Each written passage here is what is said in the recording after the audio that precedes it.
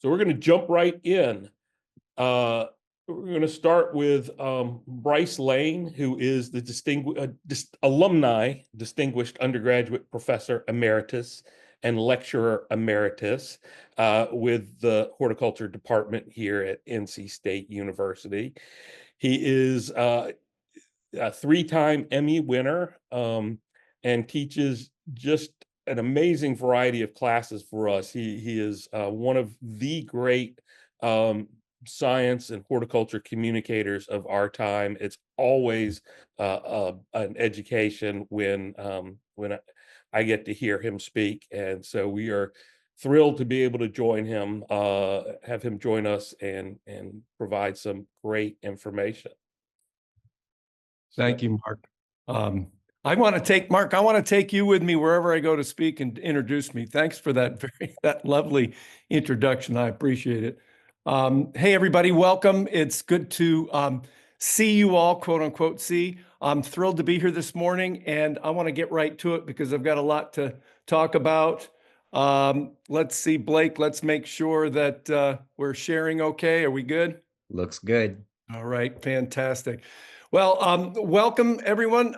We're going to get right started. A couple of things I want you to put on your planting seatbelts because I've got 30 minutes to talk about 3 hours worth of information. I'm honored and thrilled to be here and talking with you this morning. A PDF file of this talk will be posted in the Google Drive. And Blake, I assume that'll be available for everybody for those who want to look back at these talks. We can do that, no problem. Oh, that sounds fantastic. Well, my name is Bryce Lane, and the most important thing you need to know about me is that I've been planting plants since I was 10 years old. That makes me a planter of plants for 58 years. And I still think I think I'm about there when it comes to doing it right. This morning, I want to talk about the nuts and bolts of planting, give you some hands-on, give you a little bit of science, but also some hands-on information about how you go about planting. It's pretty straightforward, but I want to start here. Planting, what's the secret to successful planting? People always ask me questions, and Deanna, I'm sure you get tons of questions about, well, how big should the hole be? When can you plant? When's the best time to plant? Well, I'm gonna put all those things to the side, and here's the secret to planting: green side up. It's very important to make sure that the green side is above ground and the roots are below ground. One thing about doing a Zoom presentation is I have to believe that everyone in the audience is laughing rather than actually hearing them laugh in face to face. There's some basic principles when it comes to plants. Whoops, hold on a second here. There's some basic principles when it comes to plants that I learned from a colleague at NC State University, Dr. Stu Warren. If you don't have a good root establishment, if you don't have a good root system, you're not going to get shoots, you won't get flowers, you won't get fruits and seeds. And so we really need to be focused on creating an environment where we get good root growth. Dr. Warren used to always say, no rooty, no shooty. Basically, if you don't have a good root establishment, you're not going to get good growth. 50 to 75%, excuse me, of the absorbing roots of plants are lost from nursery to the planting location. And that's something we don't often think about, but you're going to get quite a bit of absorbing root loss just from the point of where you grow the plant to when you go ahead and put it in the ground, regardless of the way it was grown. The primary cause of failure of plants that have been recently planted is water stress due to the absorbing root loss. Let's see, we're going to go like that. Root types. It's important to understand that basically plants have three kinds of roots, and the bigger the plant gets, the more woody the plant gets, the more these are accentuated. There are a group of roots that we call support roots. All right, we call them support roots. I got my little pointer here. And support roots, they're also properly known as anchoring roots. You can see that those are large bark-covered roots that anchor the plant. All right, then we've got transport roots. Transport roots are the roots that transport the water and nutrition that the absorbing roots absorb. So absorbing roots are the only one of the roots that actually absorb things. Transporting roots do not absorb water and nutrition. Support roots don't absorb water and nutrition. So it's really important to understand that when we plant a new plant, that the absorbing roots are the ones that have been mostly destroyed, 50 to 75% are lost. And so everything we do when it comes to planting is to rejuvenate those absorbing roots to be able to provide plenty of water and nutrition for the plant.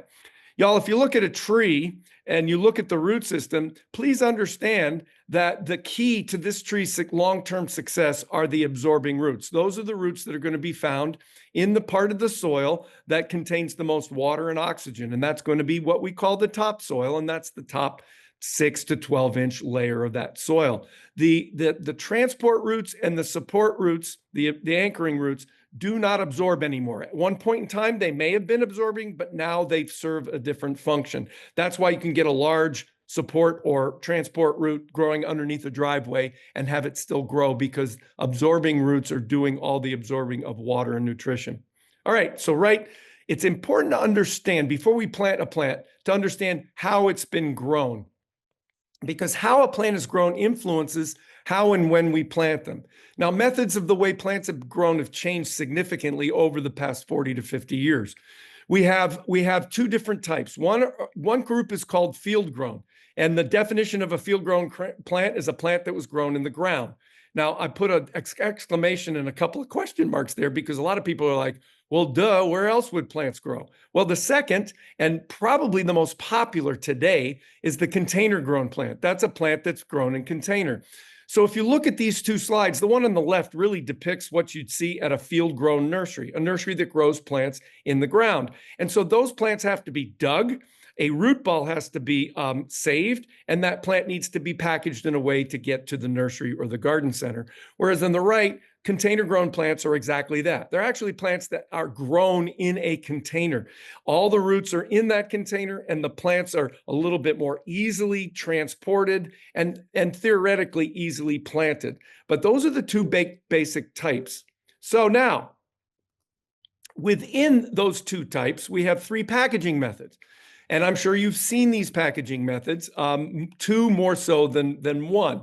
But the field-grown nursery plants are generally packaged in something called balled and burlapped. We affectionately refer to that as B&B. Okay, the number of plants that are balled and burlapped in today's horticultural world is probably down to about 15%, and usually larger plants. A majority of the plants now are container grown. The second type is bare root. Now, a bare root plant is typically a field-grown plant that has been dug up during the dormant season and is shipped or packaged with no soil around it. And the only time that you would even be purchasing bare root is when those plants are dormant in the winter. Mail order nurseries oftentimes will ship bare root, but you don't see many bare root anymore in garden centers and retail outlets. The third and perhaps the most popular are container grown. These, like I mentioned, are plants that are grown in the container.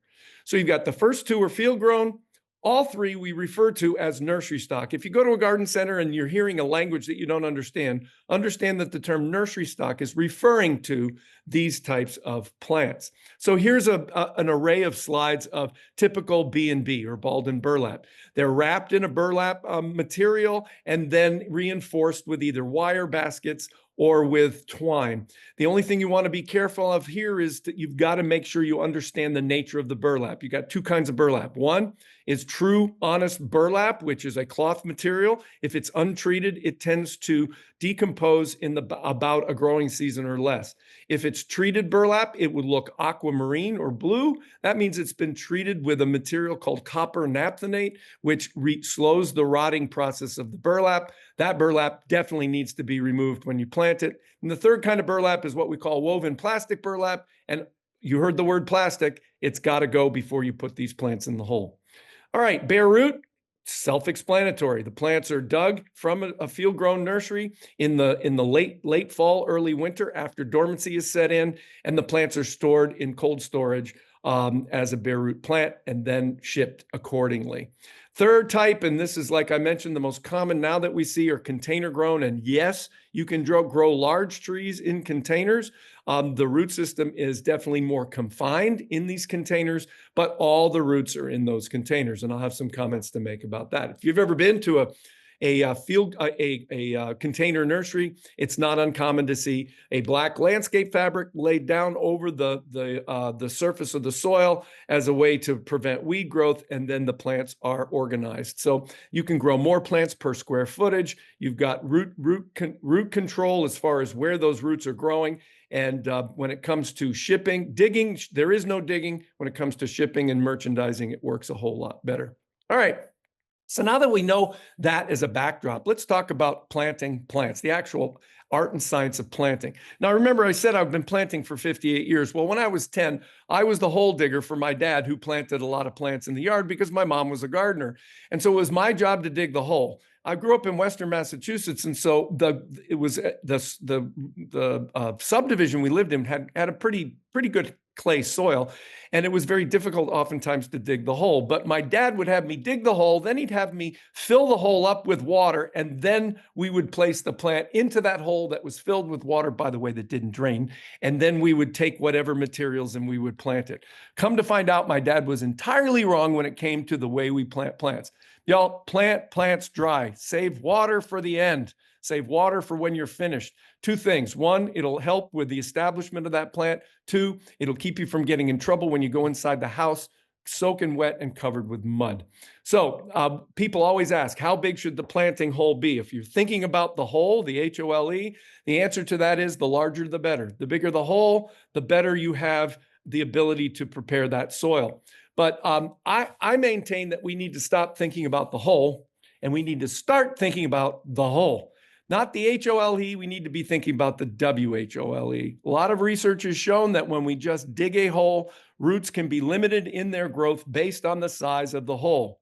So it's really important to think about creating beds, and not always raised beds, but thinking about preparing a planting bed. Now you might be saying, well, Bryce, what that means to me is I might have to change the way I think about my landscape and where I plant my plants. Exactly. We need to start thinking about plant beds and not about plant holes.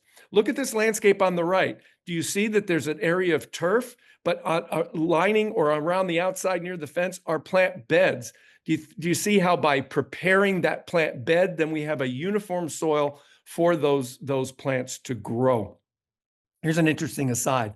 Oftentimes when we plant plants in the ground, it's amazing to see how well they do, in spite of the fact that we do it all wrong.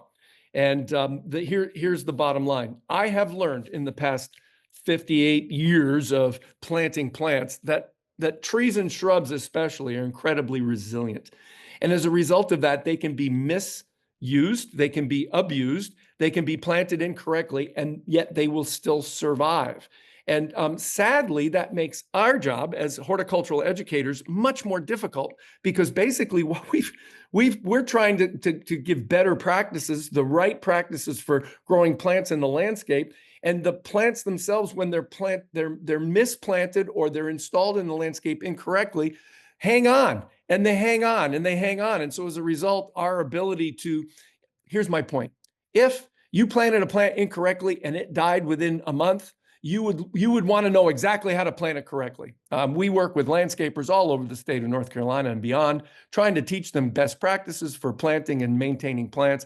And because the trees take so long to die, they don't necessarily follow those recommendations.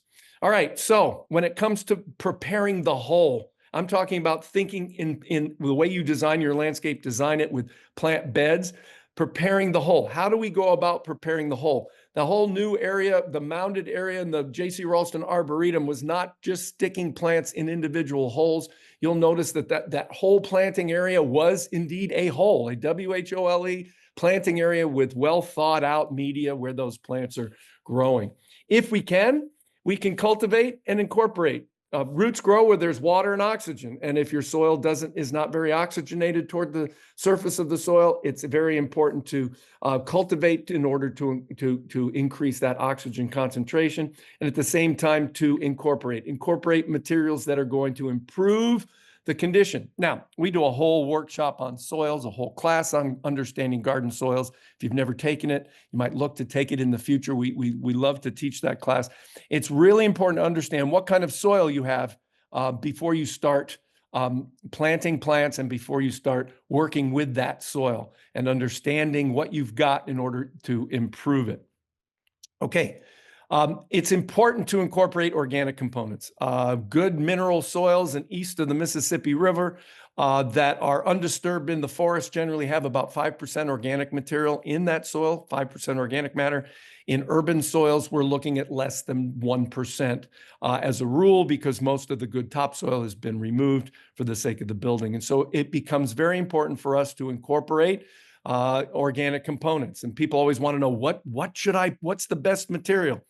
The best organic material is anything that is a residue from a living thing that has either been composted or made into small particulate matter.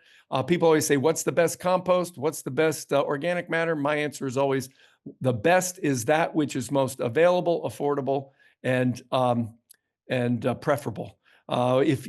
Some people use compost, they'll compost their own, or they'll have compost delivered. Some use these horticultural pine bark called pine bark fines, soil conditioner. I like to use that as a way to prep my beds.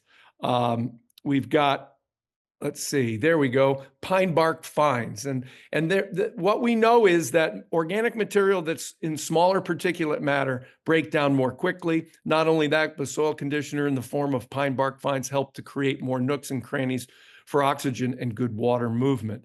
Let's not forget the manures. Black cow's fine. You'd never want to use a fresh manure from a farm. You always want to have it composted. But there are a number of different manures that have good soil building quality. Espoma, organic fertilizers, those types of things are more prepared for and used for fertilizing, not necessarily for building soil. So some of your cow manure, horse manure, chicken manure, those that have a little bit more bulk. So here's a perfect example of someone who took that, stopped thinking about the whole and start thinking about the whole to heart and created and designed a landscape that has beds that they prepped before they planted them. Y'all, I don't really need to say more than what the two red lines are saying. This is old school planting. This is a method of planting that is highly discouraged in today's horticultural world. This is the kind of hole, H-O-L-E, where someone will say, well, how big should the hole be? We say, oh, just big enough for this B&B plant to put in. Maybe it needs to be twice the size of the root ball. When I worked at a garden center in my teen years and in through college in Western Massachusetts, we had planting instructions that said dig the hole 12 inches wider all the way around and 6 inches deeper, and then create this bathtub with no drainage, and then take a mended backfill and put it back in. We now know that that's not going to be ideal or conducive on a long-term basis, because as soon as the roots hit the real quote unquote soil, they can be inhibited. And so let's stop thinking about the whole and let's start thinking about the whole. I know some of you are saying, well, that means I'm going to have to decrease some of my precious turf. Americans have a preoccupation with turf grass, and it's high time that we begin to limit that monoculture in residential landscapes. That's a talk for a whole nother day when it comes to turf and turf management. But why not create a landscape that looks something like this, where the entire bed has been prepped and planted, and we get much better establishment and growth. We could use turf, just like at the Raulston Arboretum. We use turf as for our pathways, and then create landscape beds where they can be prepped and planted with plants. Now, guys, for those of you that have existing plant beds that have plants growing, the idea of incorporation, cultivation incorporation is not practical. So the recommendation is to apply anywhere about an inch of a fine particulate compost or mulch, and then let that actually decompose on the soil surface. Research at NC State University actually shows that with 3 years of an inch of small particulate mulch can literally improve and change the topsoil below without having to disturb the roots of the existing plants. Now, planting practices. Remember I said the kind of packaging method and how it was grown is going to influence how you treat it when you plant it. So here's a little chart for you. B&B, Balled and burlap, when can you plant it? Anytime. You've got a plant that's got an existing root system in soil already. When you buy that plant, you're buying a little bit of the nursery, i.e. the soil in the nursery.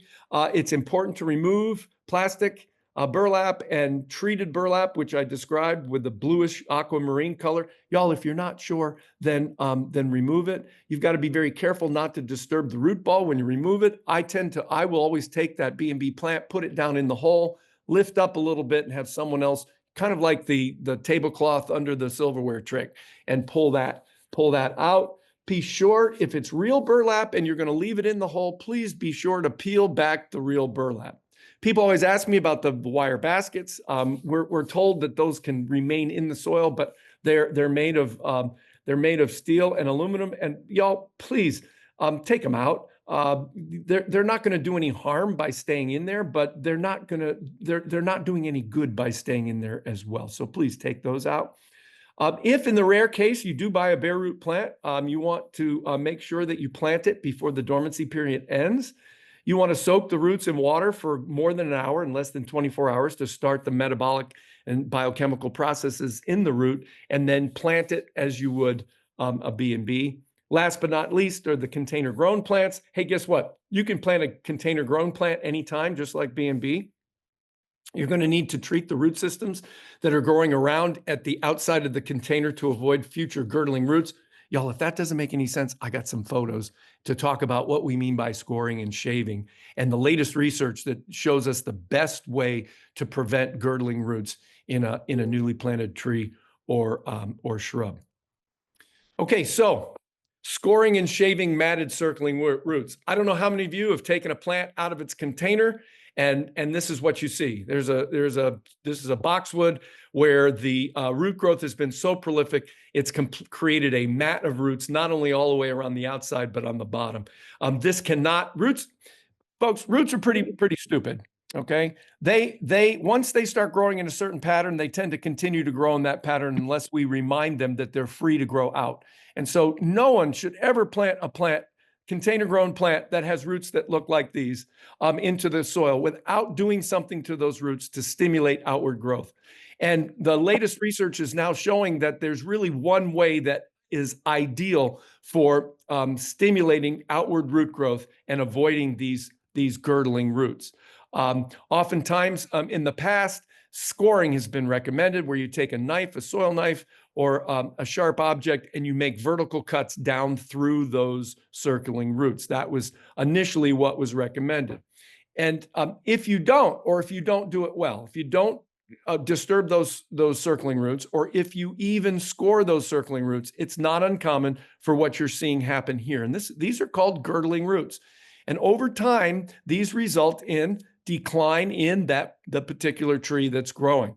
I have a Japanese maple outside. My wife and I have just been talking about how that tree is going to need to be removed because the girdling roots have gotten so large that the tree is starting to decline.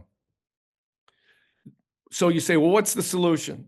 The solution is shaving, okay?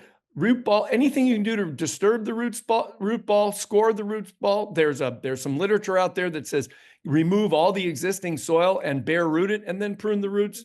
But frankly, the research is now leaning toward the concept of shaving.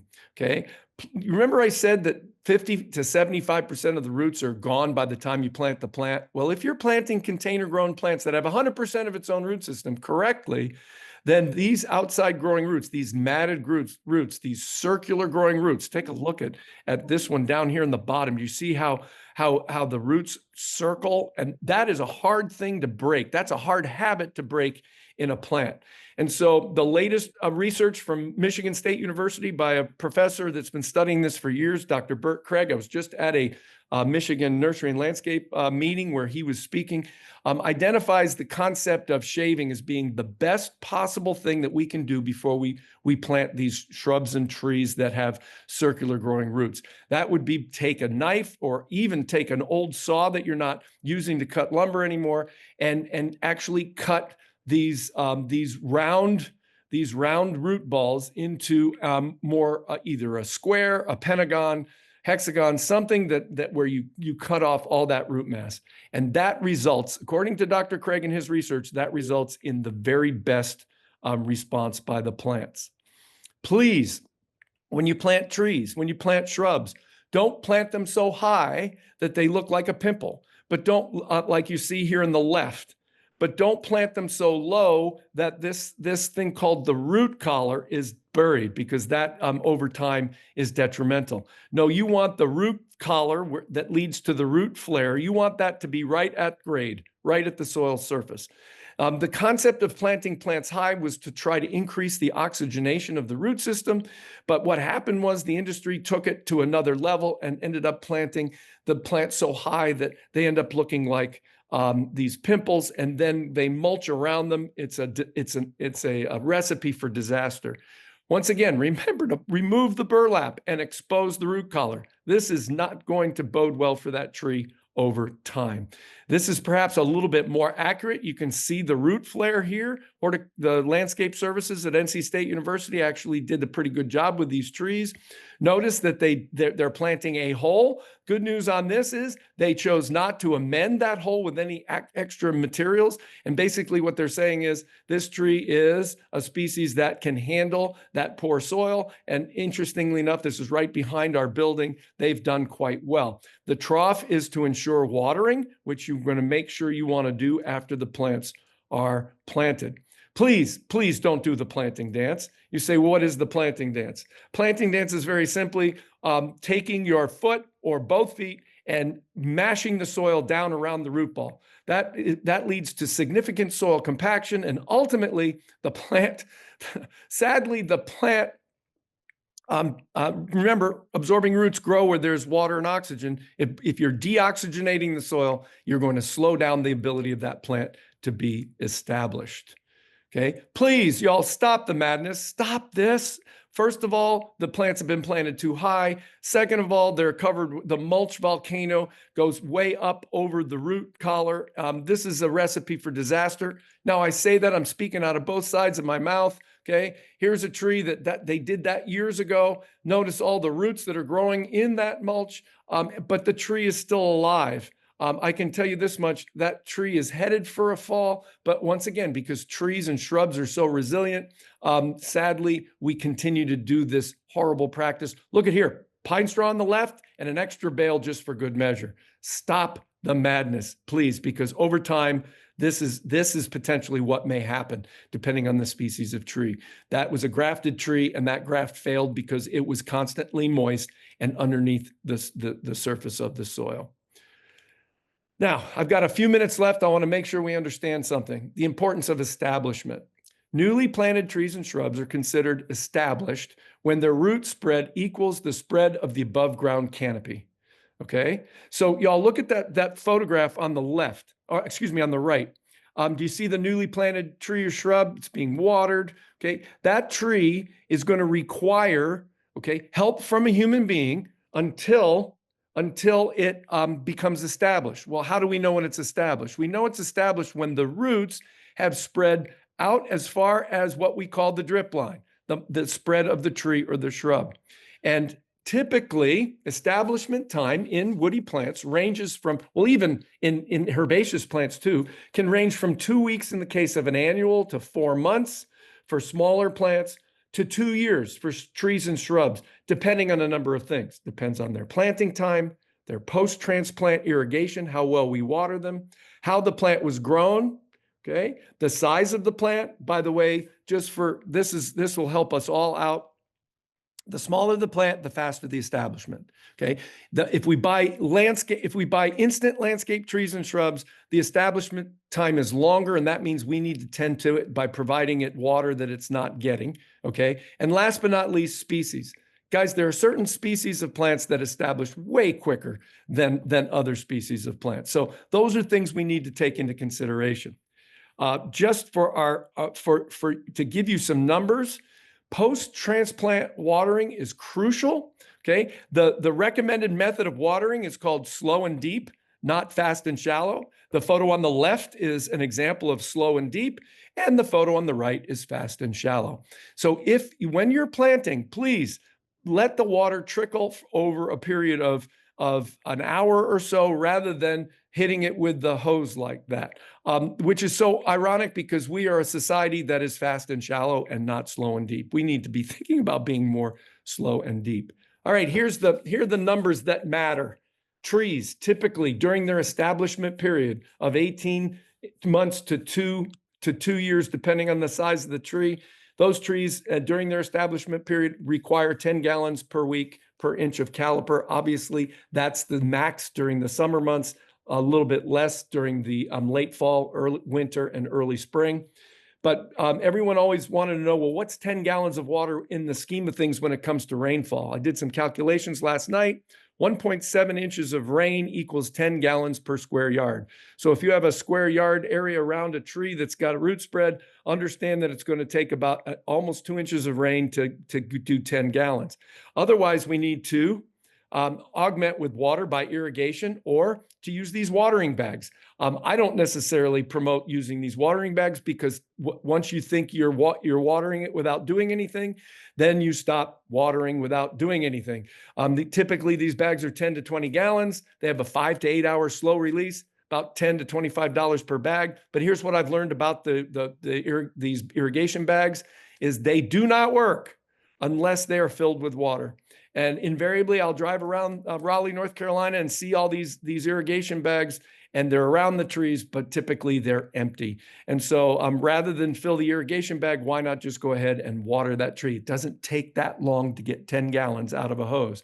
If you don't know how much water is coming out of your hose, then take a 5-gallon bucket, turn your hose on slow, and then measure how long it takes to fill up that 5-gallon bucket, and then double it. So if it takes 15 minutes to fill up that 5-gallon bucket on a slow burn, then you know you've put your hose down around that tree, and 30 minutes later, you've got 10 gallons of water.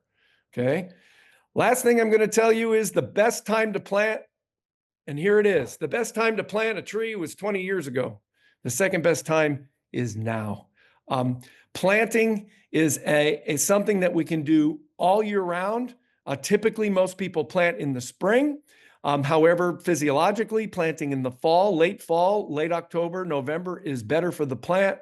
But the bottom line is, if you understand that water loss is the #1 killer and plants have an establishment time, then you just tend to that plant. Now, for those of you who want an automatic way to no maintenance landscape, I'm going to finish my talk by saying something that might bother some of you, and that is there's no such thing as a no maintenance landscape. If you're going to be a gardener, then there are activities that you have to do. Just like if you're going to own a dog, then you've got to be okay with scooping up poop with a plastic bag. And so it comes with the territory. That's one of the reasons why I garden, is because I enjoy this planting process so much.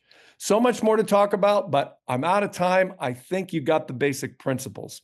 Thanks very much for your attention.